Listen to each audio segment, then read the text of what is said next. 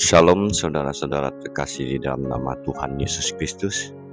Pagi ini saya mau mengajak saudara-saudara untuk membaca dan merenungkan Kejadian 3 ayat 8 sampai 9. Sebelum kita merenungkan, mari kita ambil saat teduh. Bapa yang terkasih di dalam nama Tuhan kami Yesus Kristus, pagi ini kami mengucap syukur atas kasih Tuhan yang tak terhingga ini. Sesungguhnya untuk selama-lamanya kasih setiamu ya Bapa yang di surga. Tuntunlah kami dengan Roh yang Kudus, supaya hidup kami benar-benar mendengarkan suara Tuhan dan menaati perintah-perintah Tuhan. Ya Aba, ya Bapa, berilah telinga kepada perkataanku. Ya Tuhan, indahkanlah keluh kesahku. Dengarkanlah jeritanku minta tolong, ya Rajaku dan Allahku, sebab kepadamulah aku berdoa. Tuhan, pada waktu pagi Engkau mendengar seruanku, pada waktu pagi aku membentangkan isi hatiku kepadamu, dan aku menunggu-nunggu, sebab Engkau bukanlah Allah yang berkenan pada kefasikan. Orang jahat akan menumpang padamu, pembual tidak akan tahan di depan matamu. Engkau membenci semua orang yang melakukan kejahatan. Bapa yang di surga, kami sangat bersyukur mempunyai Tuhan yang senantiasa menuntun kami dan mengajarkan kami firman-Mu yang hidup. Taruhlah firman-Mu ke dalam mulut kami Bapa. Tuntunlah kami ke jalan-Mu yang benar dengan pimpinan Roh-Mu yang kudus. Karena firman-Mu adalah pelita bagi kaki kami dan terang bagi jalan kami. Kami sudah berdoa di dalam nama Tuhan kami Yesus Kristus. Pimpinlah kami dengan Roh-Mu yang kudus. Amin. Kejadian 3 ayat 8 sampai 9.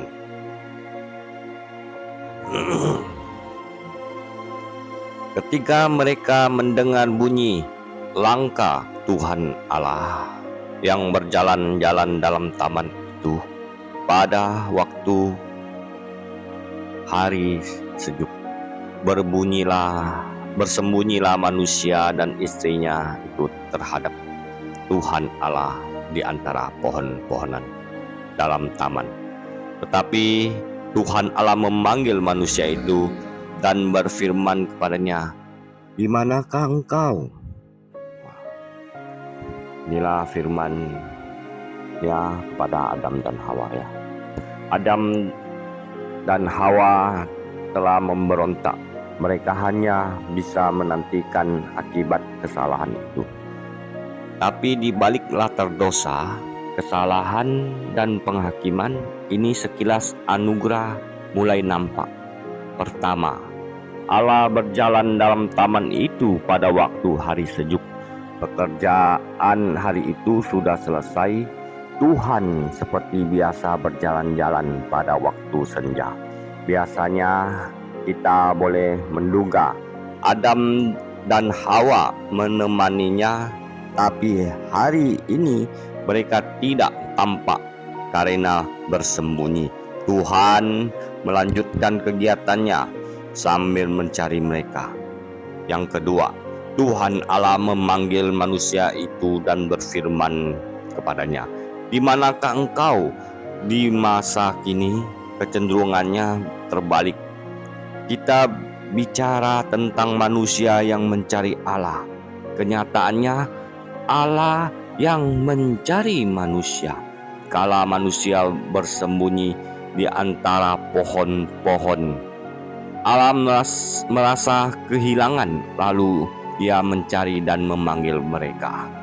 Nah, ini seperti Tuhan Yesus Kristus katakan, Dia datang juga ya untuk orang-orang berdosa, mencari orang kembali kepada Allah dan mengajarkan Dia kasih supaya hidup kita kepenuhan Roh Kudus.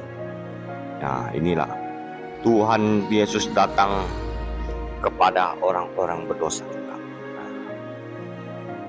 Yang ketiga, manusia sadar akan ketelanjangan akibat kesalahan sendiri. Namun Allah memahami rasa malu itu. Dia membuat pakaian dari kulit binatang, Tuhan binatang untuk manusia dan untuk istrinya, lalu mengenakannya kepada mereka. Ini ayat 21 ya, Kejadian 3 ya. Dan Tuhan Allah membuat pakaian dari kulit binatang untuk manusia dan untuk istrinya itu, lalu mengenakannya kepada mereka. Begitu Tuhan Allah mengasihi manusia ya. Kita sudah bersalah, masih lagi dia buatkan pakaian buat mereka ya. Inilah kasih Tuhan yang sudah nampak dari kejadian ini ya. Kita tahu kulit hanya bisa didapat setelah hewan dibunuh. Terlihat petunjuk bahwa penembusan manusia dengan pengampunan hanya mungkin dilakukan dengan pengucuran darah dalam pengorbanan, yang menggambarkan penyelamatan melalui darah Yesus Kristus Tuhan kita. Nah, inilah penembusan yang sudah, kalau kita baca firman yang hidup ini, kita renungkan, dipimpin oleh Roh Kudus ya, hidup kita akan lebih lagi kita hidupkan firman yang hidup di dalam kehidupan kita sehari-hari ya. Jelas Allah bertekad menutupi ketelanjangan manusia dengan tutup yang jauh lebih baik ketimbang buatan mereka sendiri ya. Ketimbang buatan mereka sendiri ini ya, mereka membuat cawat dari daun-daunan yang kita baca itu ya. Tapi Allah yang begitu mengasihi manusia, biarpun dia sudah berdosa dan bersalah, dia membuat ya pakaian dari kulit binatang ini untuk mereka. Tuhanlah yang mengasihi kita terlebih dahulu. Dalam setiap kasus ini Allah yang berinisiatif. Kata yang tepat untuk menyatakan berinisiatif ini ya, Allah yang tidak layak diberikan ini adalah anugerah. Nah, anugerah inilah anugerah keselamatan buat kita semua melalui Tuhan kita Yesus Kristus yang rela mati di kayu salib dan menembus dosa kita dengan darahnya yang kudus dan bangkit pada hari ketiga. Inilah kemuliaan dan keperkasaan dan keagungan Tuhan yang maha tinggi, Tuhan kita Yesus Kristus. Terpujilah Tuhan Allah kita yang hidup. Terpujilah Tuhan Allah orang-orang yang benar-benar di dalam dunia ini yang pernah hidup bersama manusia, yaitu Tuhan kita Yesus Kristus. Sekian dulu saudara-saudara. Tuhan Yesus memberkati kita semua. Amin.